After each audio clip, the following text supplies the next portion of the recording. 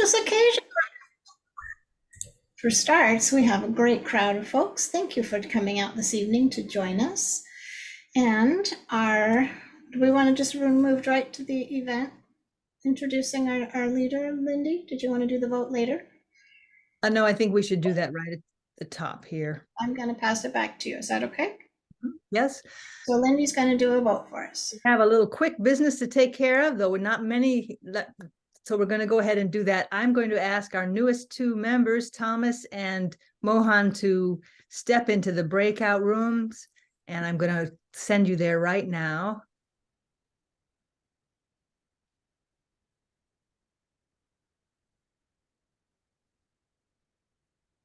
Did that work?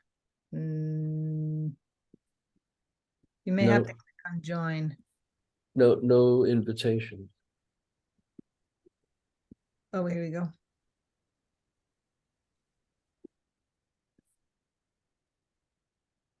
Okay, the two who are needed are gone, so that's good. So those of you in professionally speaking, we have actually 4 new members, and we're going to actually take care of voting for all of them right now. They are Thomas T. Abraham, Khushbu Modi, Mohan Subramanian, and Raghunatha Raju. Could I have should someone make the motion to make these people members of the club?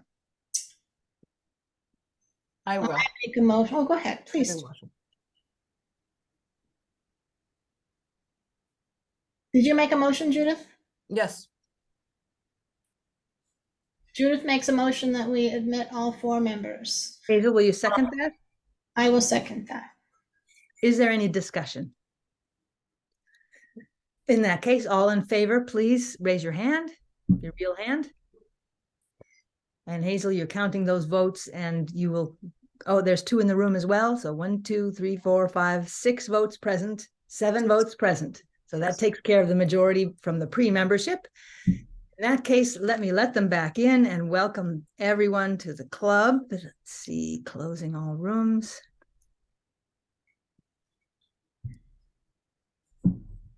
Did that work?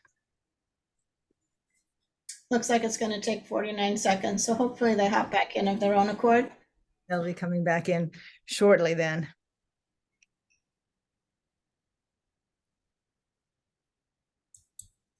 Maybe this is what we need in the meantime. That is it. Thank you. And to the depth of music. And then as soon as it goes. And then we need a buzzer, of course. There. That completes the set. And we've got 15 seconds left, so we're almost there.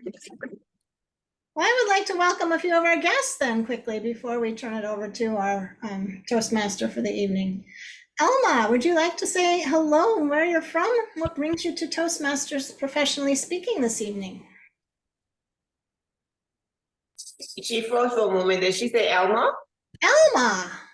That's you. Yes. Hi, my name is Elma. I'm a Toastmaster, a member of the Intercontinental Advanced Toastmasters Club, as well as BFM Diplomats Club 5922881. I am in Nassau, Bahamas.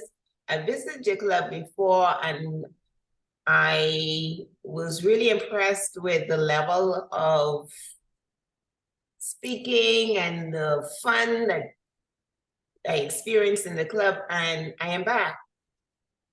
Thank you, Lindy, for sharing the information. Back to you, Madam President. Thank you so much.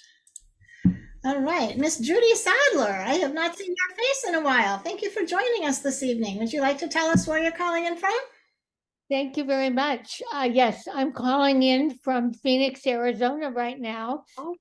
When I belong to 2 clubs, SQUIM, Toastmasters, when I'm up there, and North Tustin Sensational Speakers in Southern California. So I was interested in tonight's topic and hearing Rebecca again. So I'm back. Awesome. Good choice. Thank you so much. So I see that we are at the point in our agenda where it's time for our special speaker to start. Should we defer the rest of the welcomes to the end of the program, Lindy? That sounds good, but before we move to that, let me just officially say aloud that we have just voted in Thomas and Mohan, and we're delighted to have you as members. Welcome, welcome. Thank you, thank you. And with that, we will move on to the official portion of our evening here. And I am playing two roles, so you forgive my getting a little, I can't do more than one thing at a time, unlike some people. If you look like a leader, walk like a leader, and talk like a leader, there is a chance that you are one. The true test of leadership, however, is being able to and willing to listen. The proof of our leadership abilities lies in our listening abilities. When we feel heard, really heard, we know that we matter. Which brings to mind the old saying, people don't care how much you know until they Know how much you care. Yes. Raise your hand if you are familiar with this truism. Raise your hand if you've experienced it. Oh, yes, yes, yes. Our speaker tonight will help us explore why something so important as listening can be so challenging. She'll help us learn tips and tricks to train our brains to listen with intention, to become more effective leaders. She's also assured me that no brain surgery is required. Whew. Our speaker is a corporate trainer, professional MC, and comedian who works with leaders ready to engage from screen and stage with confidence. Here to help you train your brain to listen like a leader, please help me welcome distinguished Toastmaster Rebecca P. Murray. Welcome back to that game show Toastmasters love called Who Said That? Game show. That's right. You've been here before. You know how this works. I'm going to show you a few quotes. You have the opportunity to let your fingers do the talking and put who you think said that in the chat. Are you ready to play? By the way, no prizes, no cash, but a lot of fun. Are you ready? Okay, let your fingers do the talking for our first entry in the Who Said That game show. Talk to someone about themselves and they'll listen for hours. Who said that? Do do do do do do do. Use the chat and put the name you think it is in the chat. Do you know? I'm sure you. When I tell you, you'll go, I should have had a V8. That someone is. Who is this? Dale Carnegie. The famous Dale Carnegie, who wrote the amazing book, How to Win Friends and Influence People. And how do we do this? Through listening. Next quote. You ready for this one? And I hope you do better on this one than you did on the last one. Here we go. And as Toastmasters, there's a hint. You really need to know this.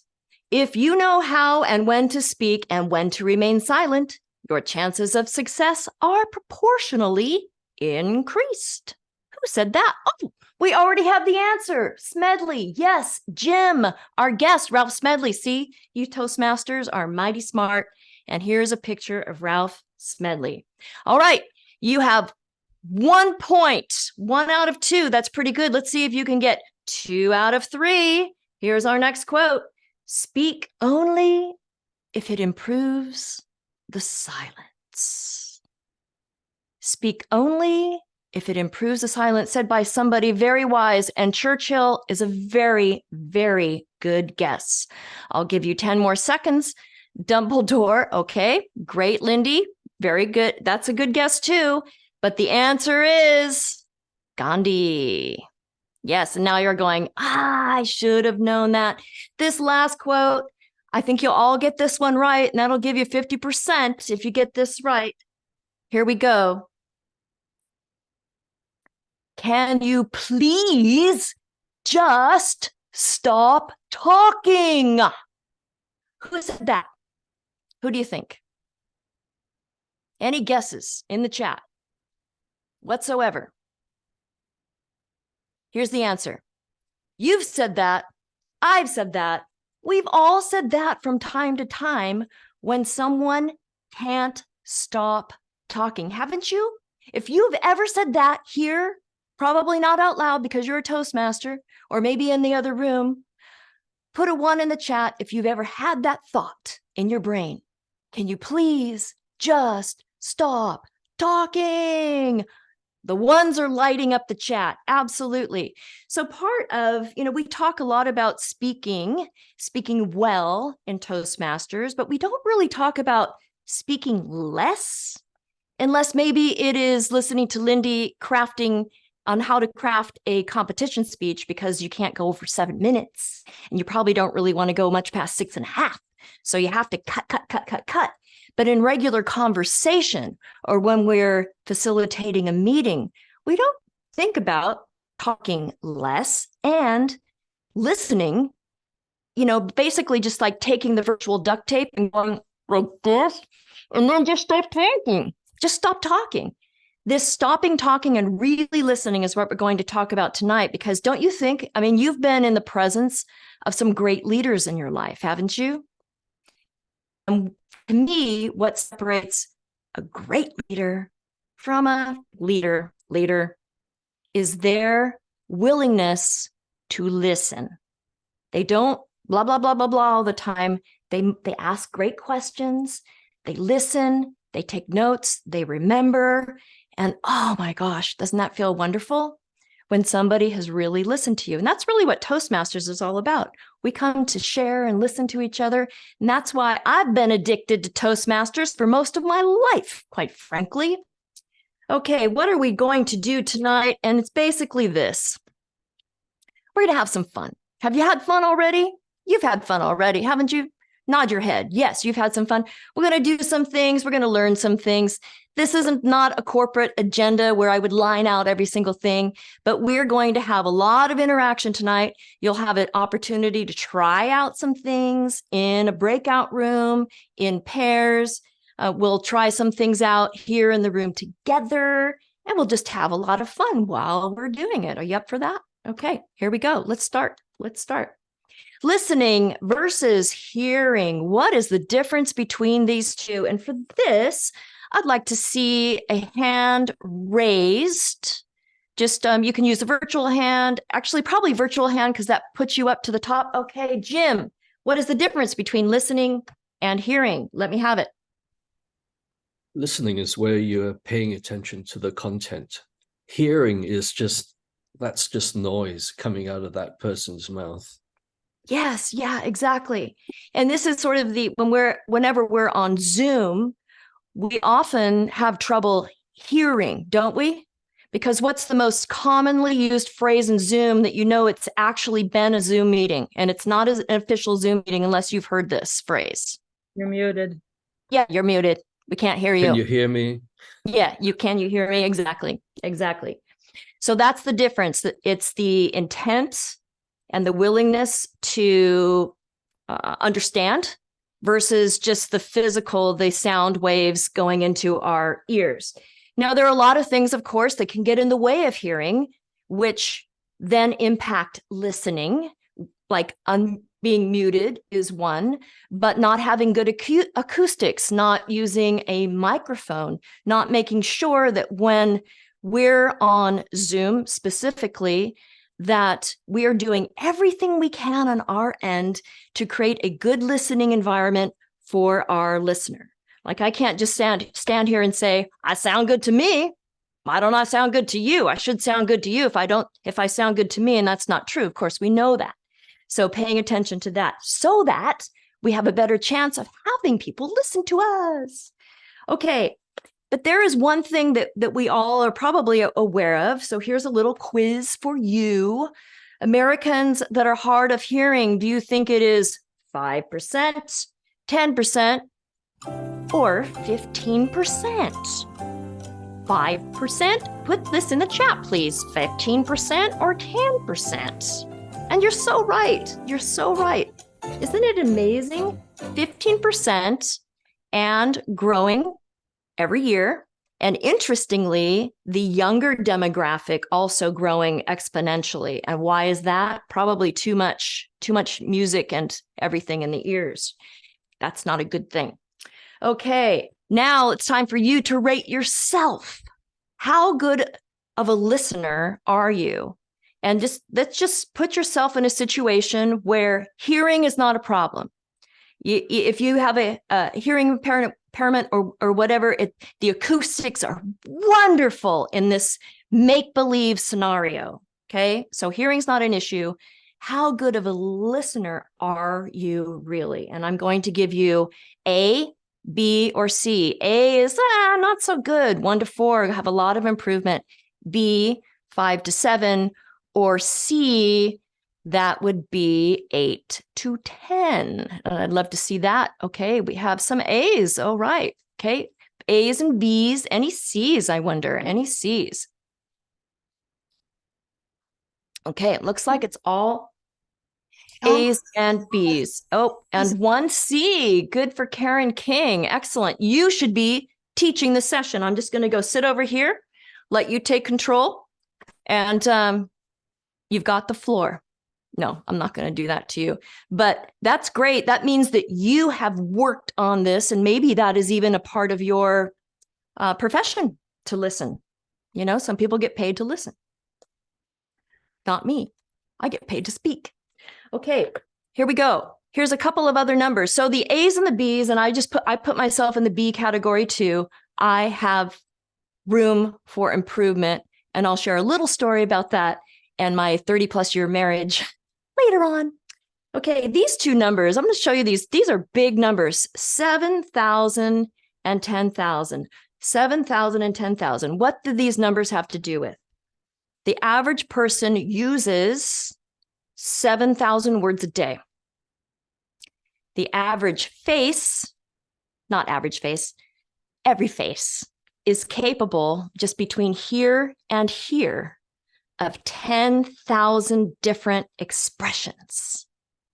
We call most of these micro expressions that are mostly seen like in the corners of the eye, the corners of the mouth. The eyes and the mouth tell all. Now, isn't that amazing? With 7,000 words a day and 10,000 different expressions, then let's add on to that. Let's just make it simple. Let's say there are only, let's just use sentences. So 7,000 words a day, 12 words per sentence, 450 sentences. We have 9 primary emotions. So we're not even going to talk about the 10,000. Let's just say we only have 9 ways to express our face. Then let's just dip into very quickly, because this is part of one of the exercises. What are some of those emotions that we commonly express and interpret in somebody else's face? Would you like to put those in the chat too? We're just going to go with the 9 main emotions. Surprise is one. Yes. Surprise, annoyance. Yes. Joy, happy, sad, angry, anger. And it's interesting because most emotions in the list are somewhat negative. There's only a couple that are really positive. And here's the full list: anger, fear, disgust, happiness, sadness, surprise, contempt, shame, and pride. Pride. Okay. So those are the 9 emotions. Now, if we just took those 450 sentences that the average person spits out a day, 9 emotions, and we jumbled them up together and tried to say, okay, well, how many combinations of these words, sentences, and emotions do we have in a human? And then let's add this: tone, our gestures, our posture. The combinations are endless. I mean, they could take us to the moon. And to compare this with something like a Rubik's Cube, which is just 3 by 3 by 3, this is the possible combinations of just 3 by 3 by 3. And Lindy, would you mind unmuting and articulating that number at the bottom? I mean, not like how it's the right, that's right underneath the 3 times 3 times 3. What is that word?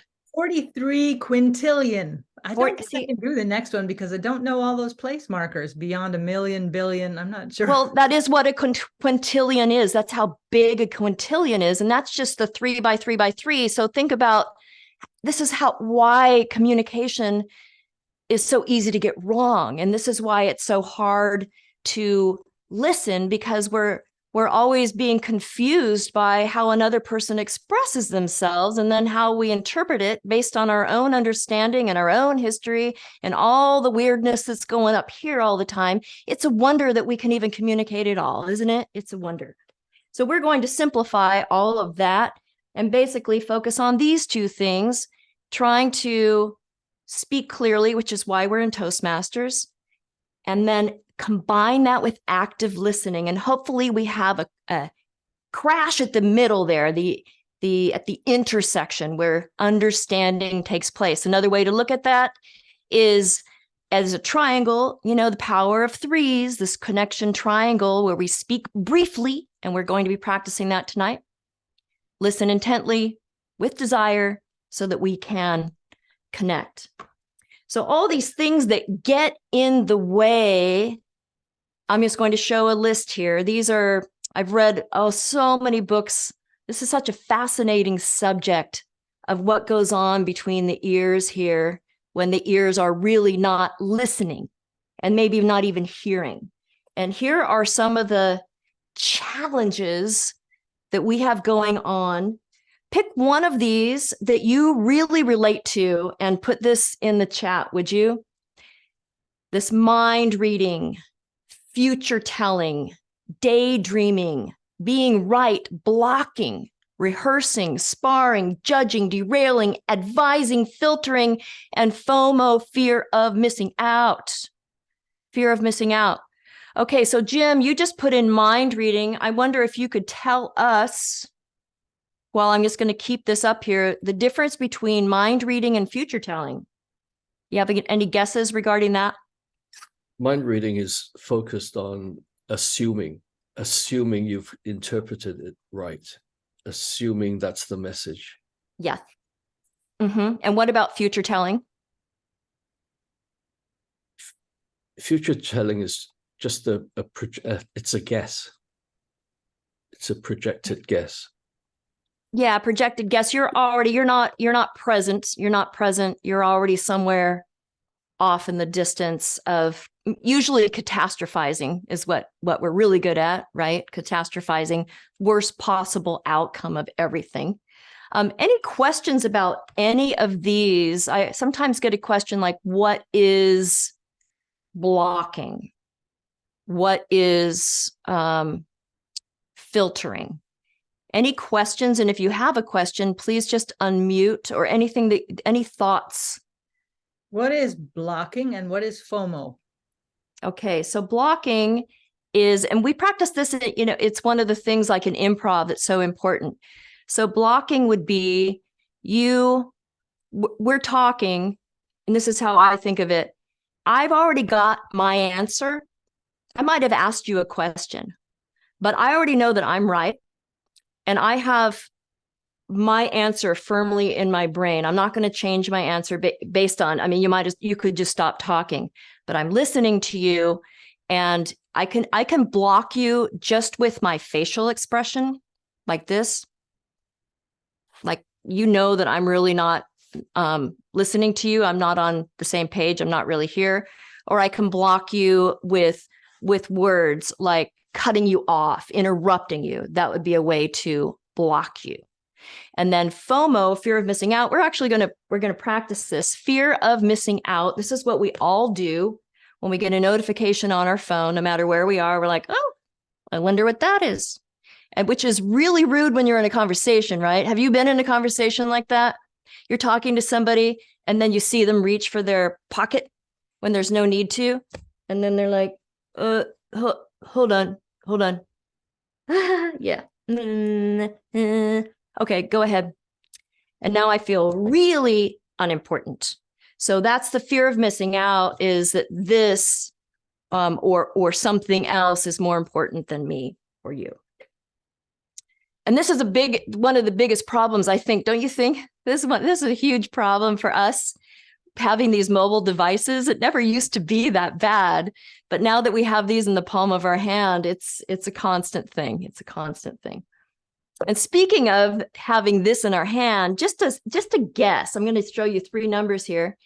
How many times a day do you figure the average person picks up their phone because of partly the fear of missing out, like what's happening on social media, what's going on? Okay, so we have 456 and 342, 96. And the answer is it's 456 plus. It'll be higher next year. It just goes up and up every single year because we cannot help ourselves. We're addicted. Bottom line here, our brain is limited. We know that. And so every time we pick up our phone to look at one of those notifications, and it's hard for me to believe this research, but this is proven research, that every time we're concentrating and then we move our concentration away to something else like a notification, that it takes our brain a full 20 minutes to get back on track. I mean, to really get back into it. So basically, if you're letting this run your life, you're not getting any work done at all during the day. And I do feel that way sometimes. Do you? That you're just unproductive and scattered sometimes. And I really think that this has a lot to do with that. And when we're talking to another person, it's the same things going on. We're not really present. We're not really listening. So that's why we're going to practice some of this tonight. So quick story. This is my husband and I when we got married 32 years ago. I know what you're going to say. You haven't changed a bit, Rebecca. Ha, ha, ha. No, you're not going to say that. You're going to say, wow, have you changed? So here's my husband. His name is Steve, if you were curious. And this is us today. Now, I don't know what it is. You would think if somebody's been married as long as I have, that we would have this communication thing dialed in, wouldn't you? Would you think that? No, you're probably going like this. No, not really. So I will start talking. He'll be right over here, sitting at his computer, and I'll start talking to him. And he won't respond. And I'll repeat myself, and he doesn't respond. And I'll say, honey, you haven't been listening. And he said, yes, because I don't know if you're talking to me, you're talking to the dog, or you're talking to yourself. Now, he's been saying that to me for 30 years. Do you think that I get his attention first? Do you think that I've learned? So basically, I'm just telling you that I'm not trainable, but hopefully you are. So this is why practice. This is why we practice, and we'll be practicing tonight, because top of mind, if we can keep listening top of mind, like we as Toastmasters keep speaking well top of mind, then we'll be the leaders, the listening leaders that everybody talks about. Okay, here's an exercise. This is something for you to listen. I'm going to play a bell tone. You raise your hand when you don't hear it anymore. Okay, I'm going to put you on gallery view here so I can see you. So you get that? You just listen. And when you do not hear it anymore, that is when you raise your hand. Ready? All right, here we go.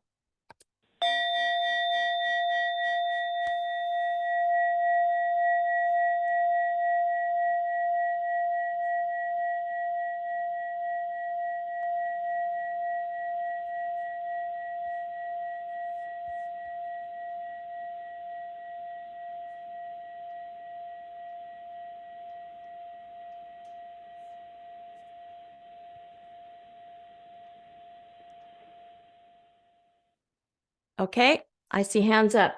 All right, how many seconds do you think that was? Share that in the chat if you would. How many seconds was that?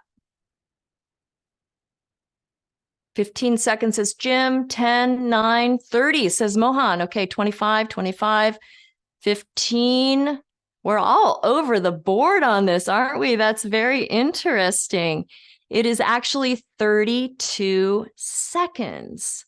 Now, research says that when we're in a conversation with somebody, that we can really only concentrate for about 23 to 32 seconds without, maybe being tempted to go off in our brain somewhere to daydream or check a notification or whatever. So that's how much time we have. And our brain is constantly, switching out. We have what's called short-term memory. So it's always pushing out old and putting in new. And it does this every 23 seconds or so.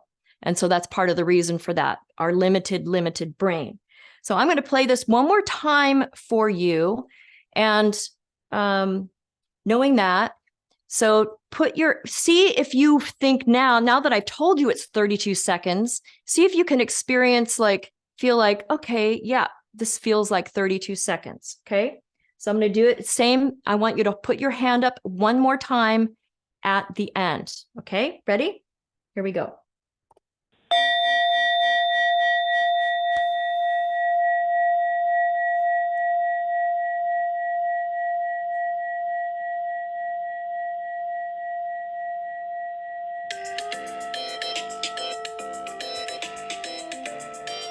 Okay, that's a little trick. You see, you were listening, and this intensity now, you were like, okay, I'm going to listen for the end. And that's how we need to listen when we're listening to another person. And that yet your phone rings and it completely shuts. Oh, I got to find my phone. That's more important, right? So that just shows you how that FOMO works. But that yearning to listen, especially in that first exercise, like you're really intently listening.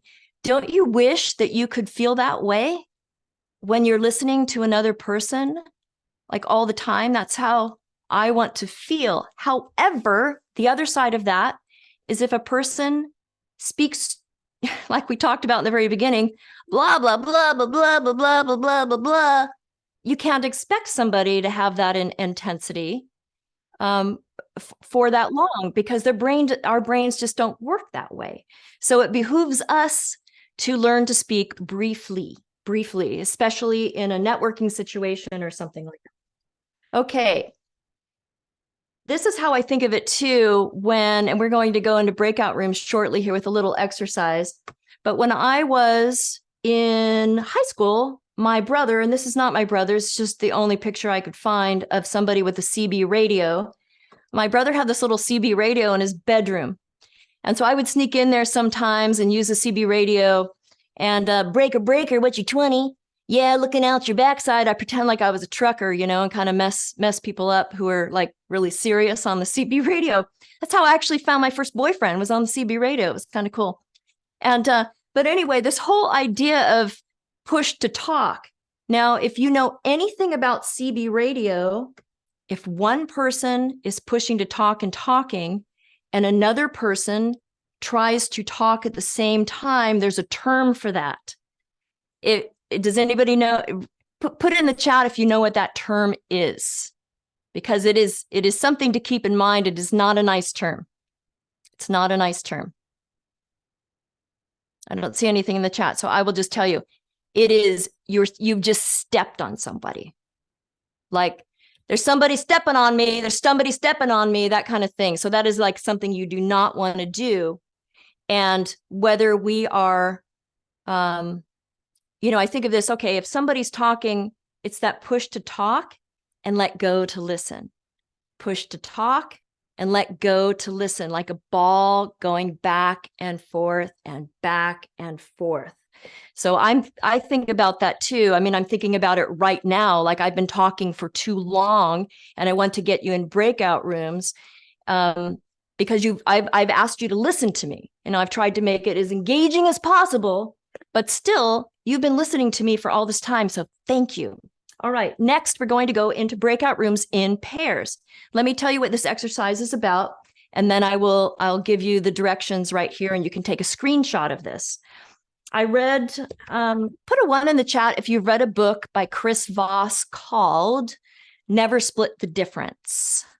Never Split the Difference. It is a business book.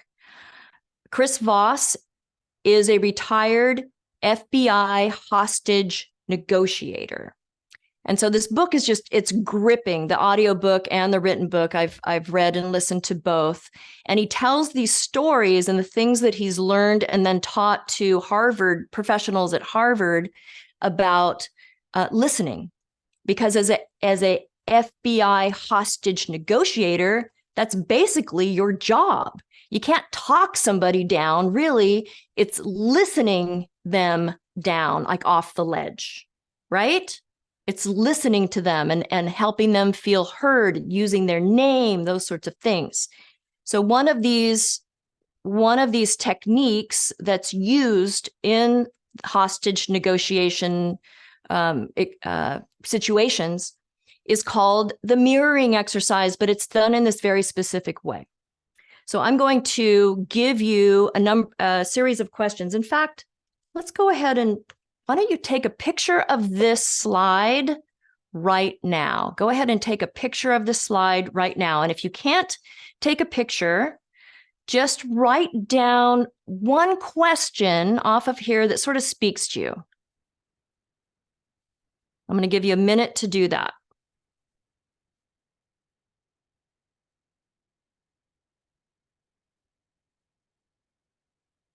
And then when you are done, when you either have the picture or have written down a question, go ahead and just put a 1 in the chat so I know that you've got it.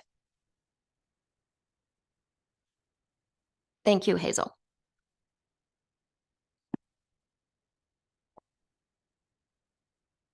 Okay, Mohan's got it. Linda, great. Elma, Jim, Thomas, Randall, Judith. Great. Okay, Elena. All right. That's good. Judy. Excellent. Okay. I'll leave this up and go back to this slide here with the directions. Actually, me first. Okay. So what we're going to do, you're going to go into breakout rooms of 2. And then, of course, there are actually 2 in the physical room. So you'll do this together. You each have your question. You're going to ask that question of your partner.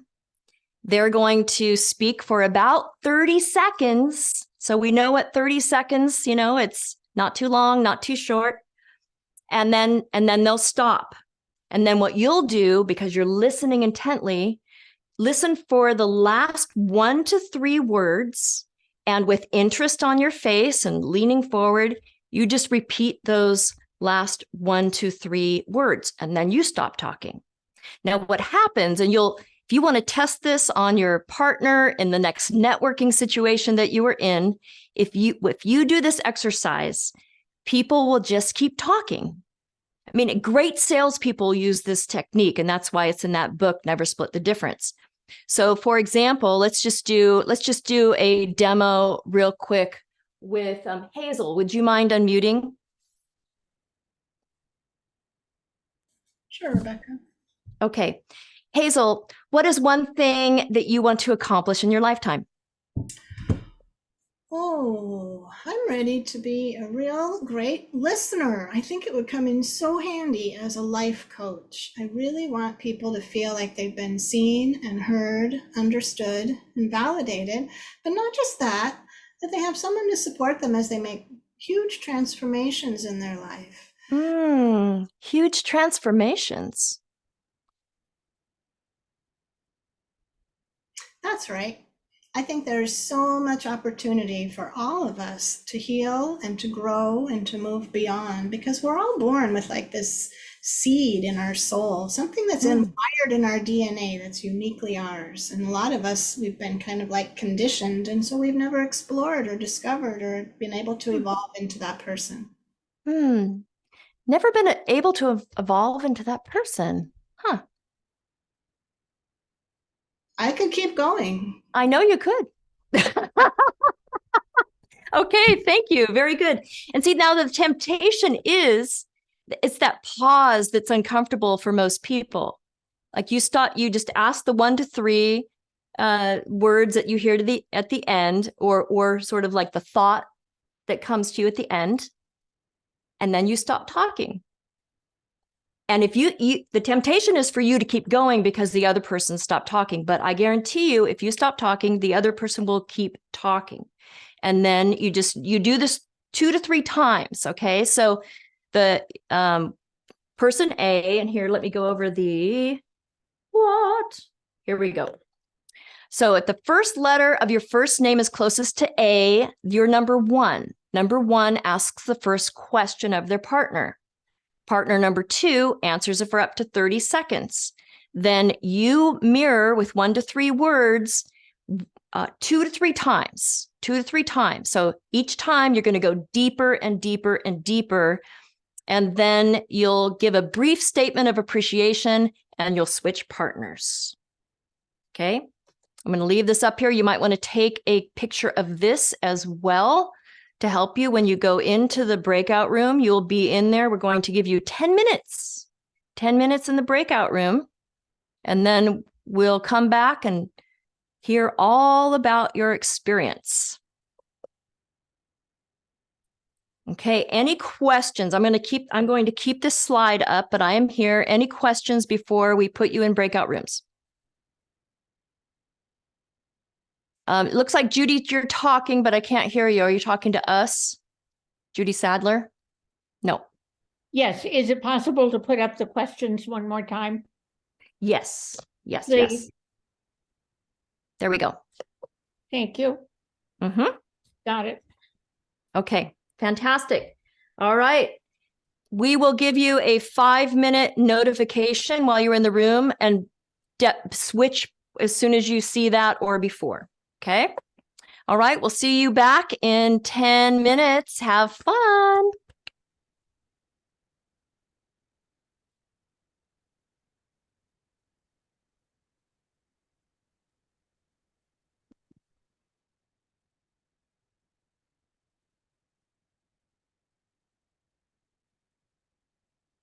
You may have an invitation on your screen. I have opened the room, so I'm not quite sure how this works. So if you have an invitation to join a room, please click join.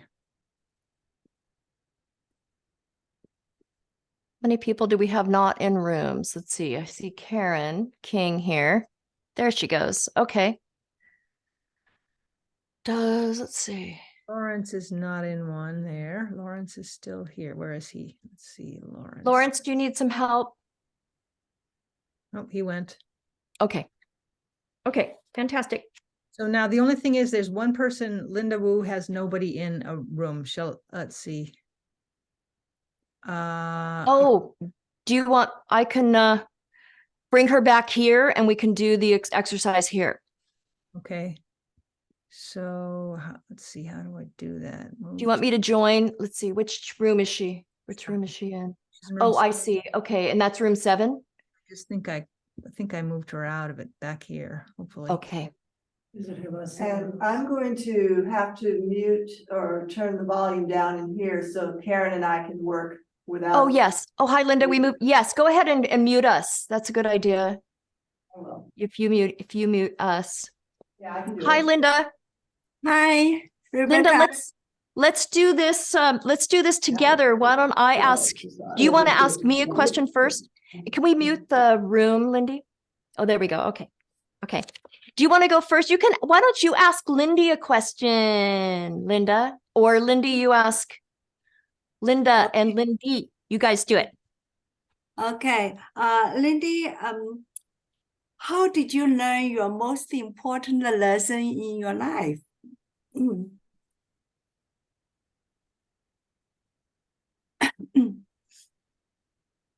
That question may be too big. First, I have to figure out what the most important lesson in my life is.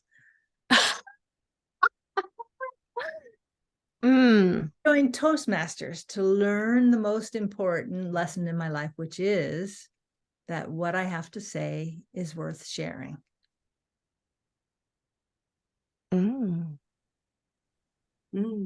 Worth sharing. Yeah, really is worth sharing.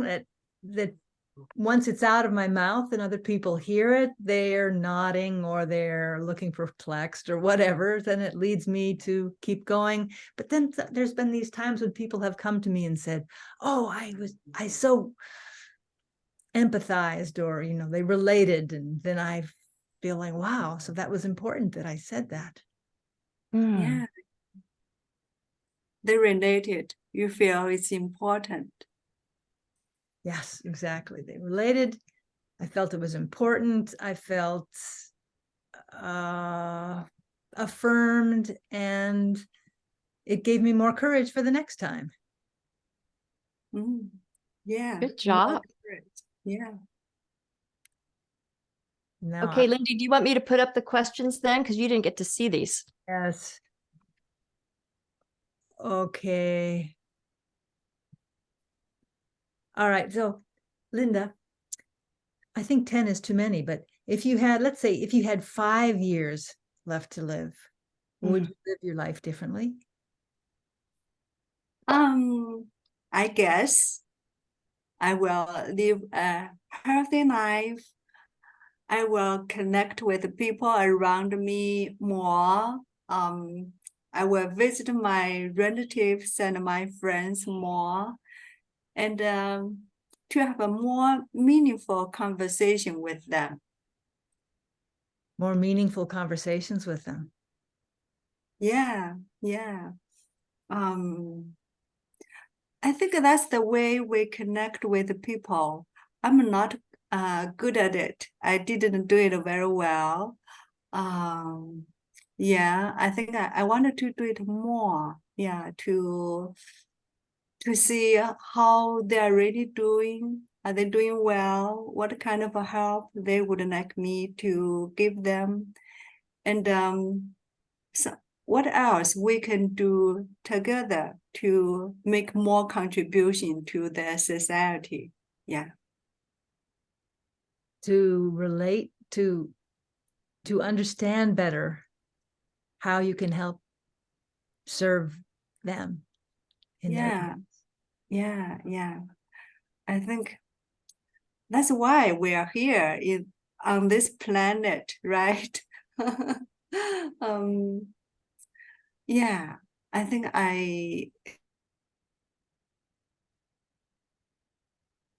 in the past 5 decades, I was hurried, get things, too much attention to people's feelings. Yeah, I wanted to do more on that. Yeah. You want to do more. Yeah, sure. With Very good. with specific people, with your family, or with everyone?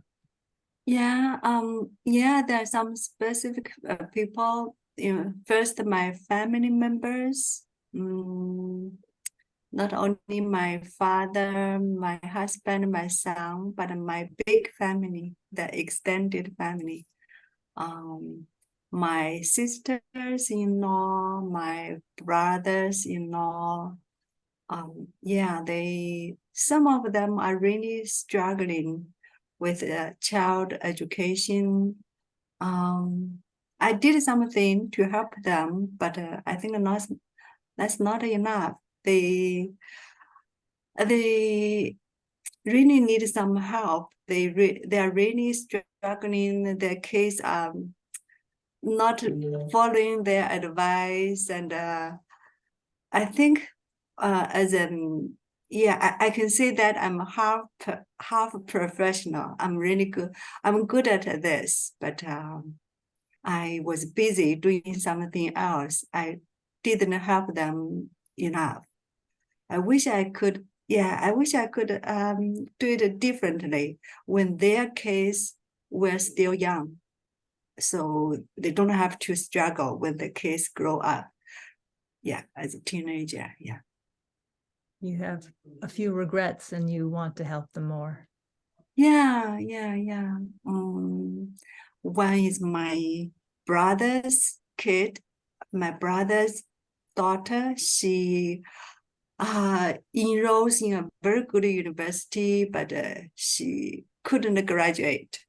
Another one is my sister-in-law. She has a son. The son becomes rebellious when he is a teenager, and he quit school at the age of 16 and stays at home and play video game day and night. So yeah, it's heartbroken for the parents, to see this. And I wish I did something differently when when their kids were still young, and we can still help them. Yeah. I appreciate your caring heart and how you value education and how you wish you could help correct those things that happened. Thank you. Is that appreciation? Is that the kind you meant by appreciation? Yeah. Yes. Yes. And I apologize, Linda, because I feel like I cut you off when you were asking questions of Lindy, so that you didn't have an opportunity to share your appreciation with her. I apologize for that. No, it's not your fault. I forgot. I forgot that stuff. You know, in listening to both of you, I'm reminded of, you know, when I watch a movie and let's say somebody goes to see a therapist as one of the scenes in the movie, and a good therapist is never going to give advice necessarily. They just do this. Yeah. This is all they do. Yeah. This is very helpful. I think Lindy is a very good listener. Yes. Yeah, but this is the first time I'm being able to be so open to her. Yeah. Mm-hmm. Yeah, because she's using this kind of techniques. For me, I think I still need to practice. Yeah. Some of my friends are therapists, but I don't think they are as good as you, as good as Lindy. Yes. Yeah. Linda, you are like a therapist. Yeah. Very cool. Thank you for reminding me of the simple power of repeating the last few words. That's amazing. Yeah. And it sort of feels, doesn't it, initially when you're doing it, because it's a purposeful thing at first, trying to get in the habit of it, it feels manipulative a little bit, you know, when you're first doing it. But I tried this on a long plane ride from here to Mexico months ago. I sat next to this young man. His wife he had to be separated from his wife. And I decided this was fresh in my mind. I'm going to use this technique on him. And we ended up chatting, or he mostly talked and I mostly listened, the entire way to Mexico. And I was fascinated by his life. And the guy behind us told my husband later, he said, your wife should go into sales.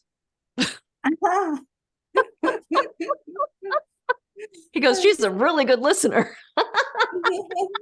Rebecca, excuse me for interrupting, but I didn't keep track of time. Are we? Oh, shoot. We forgot. Oh, okay. I would just, you set it for 10 minutes? I didn't set it for anything. It's. Oh, okay. You know what? Let's just send everybody a message and say, sorry, let's wrap up in a minute. Let's see. How do I do that? Broadcast. Broadcast message. Yeah. We'll explain later. Hopefully they figured that out on their own that we forgot. That's all right. You have to double, triple dip tonight.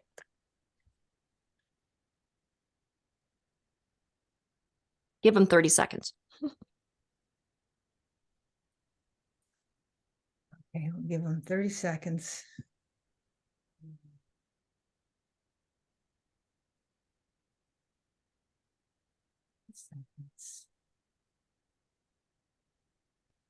And then I'll explain to them what happened. And then we need to be finished. I need to be wrapped up by 7:40, right? 7:45. 7:45, okay. My thing didn't work, but let's see. I'm going to close the rooms and then they'll still get. Yeah, let's close them. All right, Linda, I'm glad that we got to do this with you. Yes, Linda, thank you. Thank you. I get to participate and do this too. So this was really a treat for me. Plus, you know, Thank you, Lindy. Thank you. When I asked that question, I realized you've told us a story of kind of near death anyway with physical circumstances. And I'm sure you've been through some of this already, and it was a treat to get to hear what's on your heart now. So thank you. Thank you. And Rebecca, I'll ask you sometime, some other time. All right, here we are. Looks like we still have, okay, breakout rooms are clearing out. We still have a couple people in a room. There we go. We're all back. Well, I'll just explain what happened with the breakout rooms and why you didn't get the broadcast message. We had one room with one person, so we moved Linda in here, and then I had Lindy and Linda do a session, and we were so engrossed in the conversation, we forgot to give you a breakout message. So sorry if that created any issues for you. And this is Lindy's double, triple dipping on her roles tonight. So thank you, Lindy, for everything that you're doing for us. I would love to hear any questions, comments, or reflections on your experience in the breakout room. Go ahead and use the reaction tab, raise your hand, and I'll ask you to unmute if you would care to share if you have a question, comment, or a reflection on your experience. And this goes for the room as well. Karen and Mohan has his hand up, and Judy Sadler next. okay, go ahead. Who is that? Did you say, Lindy? Sorry. Mohan, you'll need to unmute yourself. Mohan, and then Judy. I think Karen was in the breakout room with me, and it was a great conversation. My personal learning, first of all, thanks to you, it's a brilliant exercise. Many times I feel, and I'm sure a lot of us feel we are great listeners, but yeah, my experience just specific to this is first 30 seconds or next 30 seconds, I could. Okay. And after that, I can clearly see, I was not listening. The intensity went down after 30 seconds, 1 minute gradually. So I had to work hard to listen, and then the repeating words is fantastic. There's no doubt about that. So for me to just keep track and then try to say something or continue the conversation, first 30 seconds or 1 minute, I could. As the time goes, it was very difficult. So I had to work very hard to keep myself in the conversation. The same level of attention, I had to work. That was my learning. It does. It takes a lot of energy, doesn't it? Yeah. And doing this also behooves us as speakers where we're in a conversation. We're like, try to keep it short, right? It gives us more reason to do that.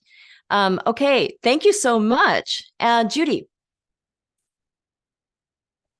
I was in the room with Thomas, and we started out doing the exercise, just as you said. I asked him a question, he asked me a question. But then we left that whole exercise, and we were talking about other things. I wanted to know, well, what book do you want to write? Give me an example. So that's great. No, that's great, because sometimes this can just be the peeling of the onion where you get it started and then it goes naturally from there. Mm-hmm. I was sharing that when I first learned this technique, and I had an opportunity to practice on a long flight, and it felt, when I first started doing it, I felt like, oh, he's going to know what I'm doing, because I feel sort of like I'm manipulating the conversation a little bit, because it felt really uncomfortable to me. The truth is, people don't know, and they love that you're interested and they do want to talk. And so it's just a way to get going. And if it flows naturally from there, then that's fantastic. Wonderful. Thank you so much. And then Linda, also, who was in the room. Linda, would you mind sharing a bit of your experience with Lindy? It was wonderful, fantastic. I think Lindy, she's already a very good listener. She's my mentor. We talked several times on Zoom, and we had a very good conversation before. But this time, when she used this technique, more, I pop up, I give her more, I was doing some meaningful conversation with her. I open up, I talk with her about things that I even don't talk with my family members.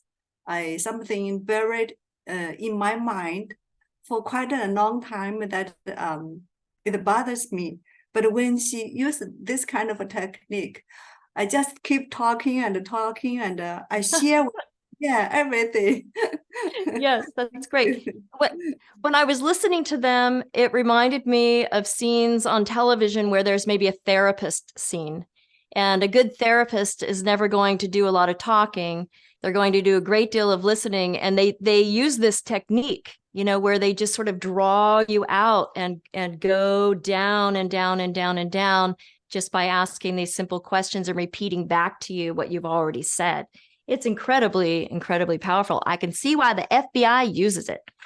Okay, next. We don't have time for another breakout room, but I wanted to talk about two things, and it's this dissonance. A lot of the disagreements that we have with people is that we just misinterpret. We've talked a lot about that in the beginning. There's so many ways that we can misinterpret, right? With facial tone, all of this. And when we feel like somebody's words don't match how they're expressing themselves, then there's immediate distrust, or the flag goes up, right? Like something's not tracking here. Something's not right here. And so but it can be something as simple as somebody's very sad about something, like we had to put our dog down yesterday. I'm very sad about that.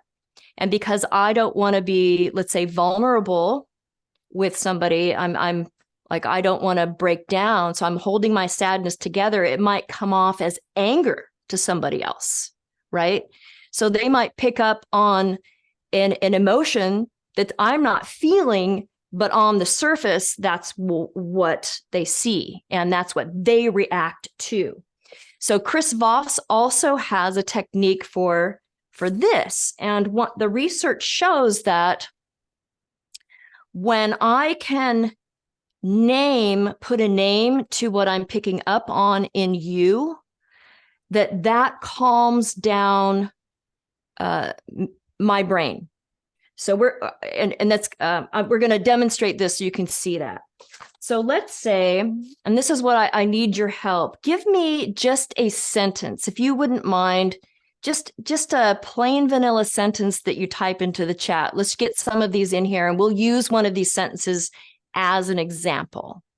It could be as simple as, it's raining outside. What are some sentences? We're going to be a little creative now. Just type it into the chat. Anything that comes to mind. Okay, it's a sunny day here. Great. I had a simple meal last night. I have to go to the grocery store. I had a bad day at work. Okay, you know what? Let's take that one, but we're going to switch it around. I had a bad day at work, and we're going to say, let's see, who said that? That was Mohan. Would you unmute Mohan? And let's have Mohan and Elma both unmute. Mohan and Elma. So Mohan, you're going to say, Elma, you're going to ask Mohan how his day went. How was your day? And then Mohan, you're going to say, it was fine. But you're going to say it in a way that makes you sound like it totally was not fine. Like you are not telling the truth. Okay? For whatever reason. So let's go ahead and then so you're going to put that confusing emotion into it. So let's go ahead, have Elma, how was your day? And then Mohan, you answer.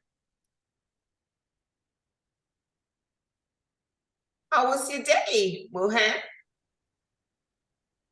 It was fine. Okay, so what are you picking up on in his voice, Elma? That it was nothing too spectacular. Yes. That happened. Okay. It's just Yes. a boring day. Okay, a boring day. So let's say he said, it's fine, with a little bit of anger in your voice, maybe. Like Okay. he was annoyed that I answered the question. That I Yes, asked you the right. question. Yes, yes. So here's how Chris Voss says to deal with that. We never use the word you in the sentence, because that then might get the other person defensive. But we are confused. That's how we feel when somebody says something and then the way they say it says something completely different. We are confused. And one way to deal with confusion is just to walk away and not ask any more questions, right? There's like, well, he's obviously in a bad mood. The other way to do it is to, with a caring voice and minding your face so that you're not reflecting anger or anything.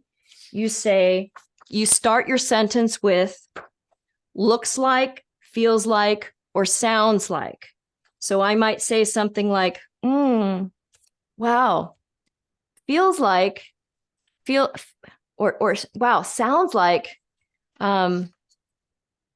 you're sad. Or whatever I'm picking up on, it sounds like you're frustrated, or it sounds like, so you're naming that emotion. And so 50% of the time when we're guessing about what somebody's feeling, we're wrong. Okay. But if we say it in a nice way, like we're concerned and we're curious, then Mohan, what would you do if I said, wow, sounds like you're a bit frustrated? Yeah, it was not really a great day for me. Yeah. So he's either going to say, yeah, you're right, it wasn't a great day. Or he's going to say, oh, no, it's my, this other thing is happening. And sorry, that sort of, came across in the wrong way. I apologize. So this looks like, feels like, sounds like is a really good way not to put the person on the spot and to draw more out of them, and so that we can still have that connection. And I thought that was a really powerful thing to try. And it's a great thing to try in a marriage too, or in a close relationship, because that's when those things, can really flare up. So do you Okay. not want you to be the first sentence, like you this or you that, but you still use you. You said it sounds like you are frustrated. So you said you don't use you in the sentence. Could you clarify? Yes, you don't use it at the start of the sentence, because what we've been trained to do is either I or you at the start of the sentence. So like, I'm feeling like you're frustrated. That's how I've always been taught. That's not the way to do it. Or you sound like you're frustrated. So instead we say looks like, feels like, sounds like, and then you can put the you after that if you want. Sounds like, gosh, it feels like you've had a hard day, feels like, sounds like you're sad. So naming that emotion that you're picking up on allows the other person to explain it. And in this book, if you get this book, Never Split the Difference, he goes into yet one more technique, and that can be added on to either of these, which is, that sort of the paraphrasing, which is, I bet, what a lot of you did in the rooms when you were sort of at the end of your conversation to summarize it for the other person. Okay, so let's see. Positive regard boulevard. Yeah, that's what I think of, like a conversation is if we can always maintain a positive regard for the other person through being neutral. And I always like to talk about the Mona Lisa too. Who painted the Mona Lisa? Who painted Mona Lisa, Mona Lisa, men have made you. Who painted the Mona Lisa? Michelangelo did. And one of the things that Leonardo da Vinci. I don't know why I always say Michelangelo. That is so wrong. Okay, Leonardo da Vinci. Sorry. Oh, there we go. But look at that smile. So many books and dissertations have been done on the smile, but Leonardo da Vinci took a lot of time in crafting the perfect smile. And what's interesting about the Mona Lisa is if you look at her eyes too, look at her eyes, and they match her smile, the nice, comfortable eyes, the nice, comfortable smile. They say that from cleaning the painting over the years, that the little wrinkles right here that he had painted on are now gone. But again, it's here and here that subconsciously we look at in the other person.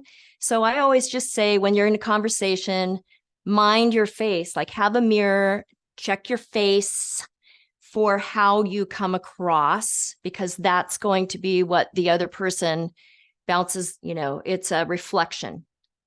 And it can cause problems. And then here's something that we would never see Mona Lisa checking her iPhone. She would never, ever, ever do that. Interestingly, if we put Dale Carnegie up against the Mona Lisa, look how similar they look in terms of their eyes and their mouth. Isn't that incredible? That is just incredible, I think. Two really wonderful faces there. So we have covered a lot tonight. Have we had some fun? Did we do some things? Did we learn some things as well? Yes, that's wonderful. You know what I would love to know right now, and if you wouldn't mind putting this in the chat, if you, let's see, what did I want to? Yes, here we go. One thing, what was one thing that challenged you, enlightened you, or was interesting to you? One thing that challenged you, enlightened you, or that you found interesting about tonight's workshop. If you wouldn't mind sharing that in the chat or unmuting and saying it aloud so we can listen to you. I love being reminded of the power of repeating the last few words, listening technique, great breakout exercise. Okay, here's a question about the questions that you had. Do you think they were too hard or too deep? Those questions, if you did, no? No. Okay. The 5 questions, no. Yeah. They Yeah, were very intriguing, actually. Yeah. Okay, good. That's great. Thank you to hear. Deep questions make for a meaningful conversation. Thank you, Hazel. Yes. Learning that there is an art to listening, and it's a skill that can be learned. I'm a better speaker than a listener. Not happy? What does that mean, Thomas? What does that mean? See, Judy was so empathetic. She got more out of me as an interviewer than I could get out of her. So I felt that I didn't do well. Oh, well, and it's true. Some people, it's a two-way street. It's the positive, it's the boulevard thing. So it's, that's a good reflection though. That's a good reflection. Technique was repeating. Okay, that's great. Wonderful. Interested in learning micro expressions for my speech use. Yes, just Google that and it'll blow your mind. Well, it's been my absolute pleasure to facilitate this workshop on listening to you with you this evening.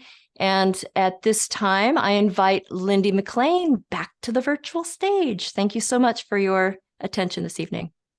Everybody, let's show Rebecca some appreciation. That was fabulous. It was visually entertaining. It was audibly entertaining. And then the breakout rooms was really deeply touching and involving for me. Great job.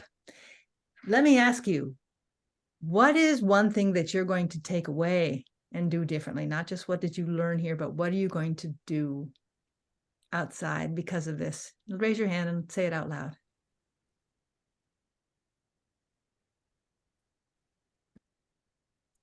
Linda.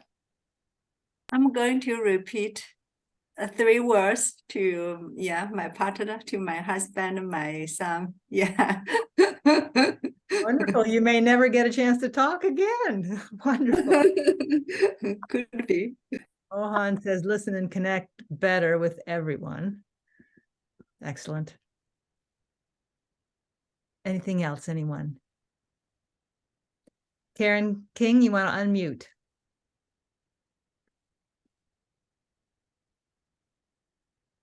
I always think of what it's like to be around a teenager, and they come home from school and they say, and you ask them, how was your day? And they answer, good. And that stops everything. So maybe some of these techniques might work to get a little bit more information out of children and teens who just really don't want to talk sometimes. How many ways can you repeat the word good? Good. Yeah. Lawrence, I can't tell if your image has frozen. Maybe it has. Are you there?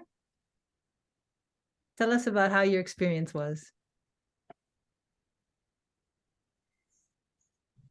Okay, yes. For today, it was very, very fantastic. Actually, the breakout exercise, I felt like we could have more time for that, because it helps me to share some things, that individually, actually, I learned a lot. Even when I spoke with my partner, then I learned so much. So, for me, it was very interesting. I'm so much happy about that. I love you so much. Thank you. Thanks, Lawrence. And Elma, you're already a fine listener. How was the experience for you? Thank you, Lindy. It was a really good one, especially I was able to identify when Rebecca talked about, like, if someone says something, okay, it resonated with me because my daughter does that. If she says something and she doesn't feel like talking, I just leave it and just walk away, because she may get offensive or defensive if I say something. She always says to me, "Mommy, you listen to talk. You don't listen to listen. You listen to talk." And so I'm learning to listen. And because sometimes people just want to talk, but they don't necessarily want to hear your opinion. They just want to offload. So I'm learning that. And thank you for that question, Lindy. Absolutely. Randall, you've got your hand up. Yeah, I was gonna say, the technique that we learned, it kind of reminded me a little bit of my wife's obstetrician.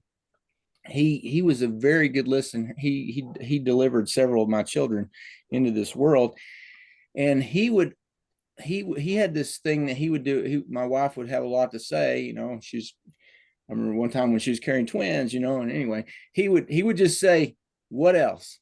She would say, what was on her mind, and he would say, what else? And he would just keep saying what else until she finished, got everything out. But I just remember that, and I thought it was really a neat technique that he used just to try to, let her say what was on her mind. So anyway. Oh, that's great. What else, Randall? That's it. That's all I've got. Great technique. Thank you. Thank you. What else? Very powerful. Judy Sadler, what you got? How was it for you? You're muted. Yeah, I really enjoyed it. I always enjoy listening to Rebecca and learning things about listening and using those 3 words at the end of somebody's sentence. But I can also put, as well as Thomas said, I got more out of him than he got out of me, because I've learned to do that. And I will just keep it going and going and going, so I don't have to talk. So it's almost gotten me in reverse. Chuckling, I can relate. It's a coping mechanisms for experts and parties. Find someone and keep asking them questions, and you never have. Mm-hmm. That's great. Elizabeth Harris, how was the experience for you? very interesting and learned a lot. I always learn something from your presentations, and I like the way you teach a topic, both of you. And for Rebecca, that she engages us. She makes me listen. Well, first she presents the information and then I get to practice it. It's the best way of learning. So I always learn something. I appreciate the way you teach. Her title of edutainer is well earned. Yvonne, how was it for you? Yeah, it's fantastic. For in the breakout room practice with Toastmaster James. Yeah, it's really great, especially the third step, mirror 3 words, and then go deeper. I think that is a very practical way. I can practice in my daily life, use this stage. It's very good step. Because most of the time I just listen and then I want to respond my present opinion, but I forgot while the person asks me the question. Yeah, it's good way and it's really enlightened me a lot. Thank you. Good. I just want to know what language you use because Yvonne lives in Taiwan and I know Jim does sometimes too. So I imagine you could have done it in many different languages. Thank you. Jim, how was your experience? Yeah, it was very good, very entertaining. I have a different affliction though. People just talk and talk and talk in front of me, and I'm doing those techniques where you put on a face or look off somewhere and they still talk. So maybe there should be a part 2 to this workshop. How to make them shut up. Switch it off. Oh, that sounds like a humorous speech topic. I like that one. That's good. Who else has something? I haven't called on everyone, but so would anyone else like to reflect how their experience was that I haven't asked? I've gotten most of you. How about those of you in the room? How was it for you? Elena and Karen.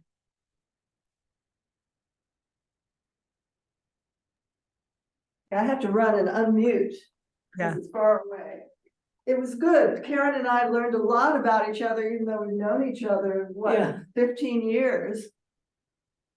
We found out new things about each other. So That's was a good. powerful technique if that happens after you've known each other for 15 years. That's very great. It's good to hear. I'm so glad there were 2 of you in the room so you could do it together. Me too. Yeah. Good. We have about 6 minutes left, and with that time, I would like to get to quickly induct these 2 members who we have. If you need to leave, please do. If not, as a Toastmaster, I would love it if you would help us induct them, because it doesn't matter that you belong to another club. It's still the world of Toastmasters.